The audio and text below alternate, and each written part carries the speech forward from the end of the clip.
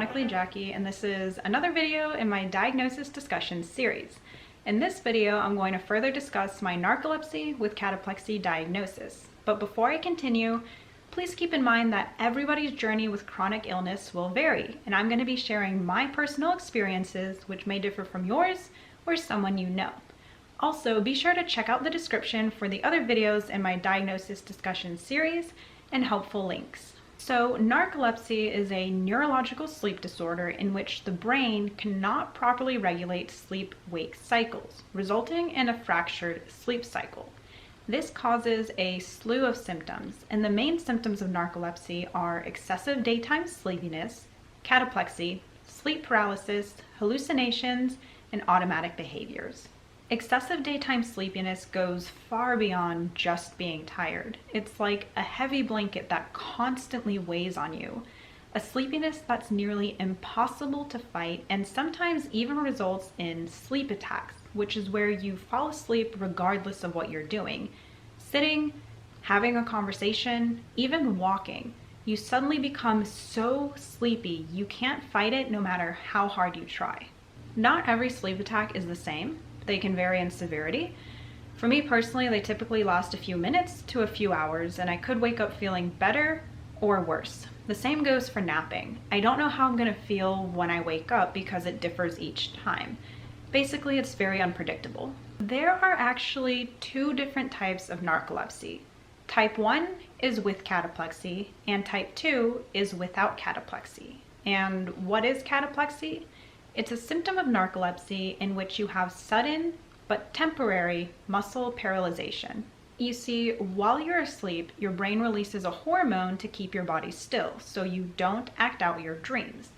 This is meant to happen, but in about 70% of narcoleptics, this mechanism goes off inappropriately while awake, resulting in cataplexy.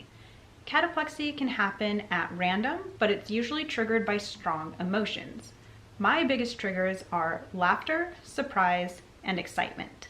Cataplexy attacks can vary in severity, from knees buckling to a jaw going slack to full body collapses. They generally last a few seconds to a few minutes and rarely last a few hours or longer, which would be something called status cataplectus. During a cataplexy attack, the person can hear and is fully coherent, they just cannot move the affected body parts. So depending on severity, it can be very unsettling to know what's happening around you, but not be able to move or communicate. Sleep paralysis is similar to cataplexy in which you're awake and lucid, but you're unable to move, except it only occurs when you're falling asleep or waking up. It generally lasts a few seconds to a few minutes and rarely much longer. Like cataplexy, sleep paralysis will pass on its own, and it has to do with that same hormone mechanism. Sleep paralysis is actually a very common thing that many people deal with, not just narcoleptics, and it can be scary, but it's not harmful. Hallucinations are a neurological symptom of narcolepsy, and they often occur during sleep paralysis, but they can happen during other periods of wakefulness as well. This is where dreams enter states of wakefulness because narcoleptics cannot properly regulate sleep-wake cycles. My narcoleptic hallucinations are mainly auditory, such as hearing knocking on my bedroom door or incoherent conversations or music that aren't really there. I did once see a horse in my bedroom and white birds on people's shoulders, so they can definitely vary, and they tend to act up for me personally as I become sleepier. Automatic behaviors occur when a narcoleptic momentarily slips into a sleep state but continues on with what they were originally doing, just not very well. For example, if I enter an automatic behavior while taking notes, the writing will become scribbles, or if I'm cleaning up the kitchen, I'll start putting things away in weird places, such as mayonnaise in the microwave. And automatic behaviors generally only occur for me when I'm also very sleepy. I've struggled with narcolepsy symptoms since middle school, mainly excessive daytime sleepiness where I couldn't stay awake during class and even during fun activities with my friends. It wasn't until high school that I developed cataplexy when I hit puberty at age 15, and at that point, my narcolepsy was untreated and extremely severe. Right before my diagnosis, I was sleeping up to 18 hours a day. I couldn't hold a coherent conversation. I couldn't attend school regularly. I was having frequent sleep attacks while I was eating and walking and doing other activities where a sleep attack could pose a danger. As far as cataplexy went, I was having more than 20 full body collapses a day, sustaining injuries.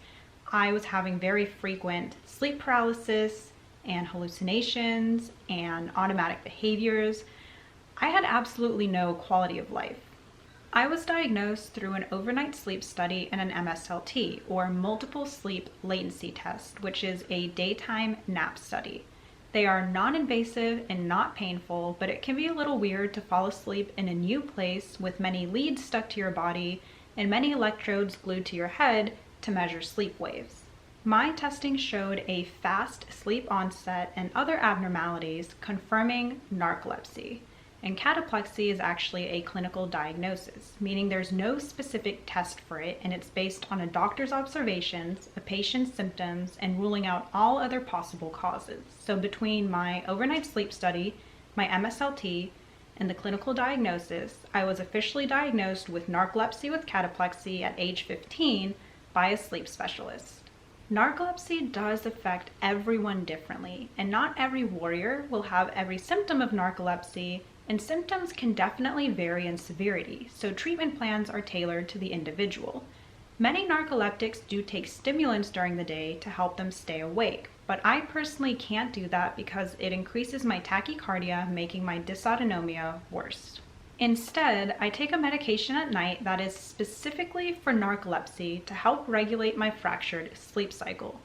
It's not a cure, but I've made noticeable improvements. My excessive daytime sleepiness, much more manageable. My cataplexy is now considered mild, where I'll mainly have buckling knees or weak legs for a moment.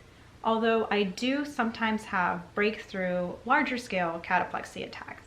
And my sleep paralysis, hallucinations, and automatic behavior are very minimal.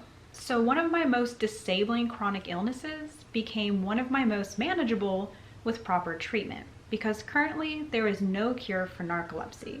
Things aren't perfect, but I definitely found a way to keep moving forward. I hope this video on my narcolepsy was helpful, and thank you so much for joining in on my diagnosis discussion series.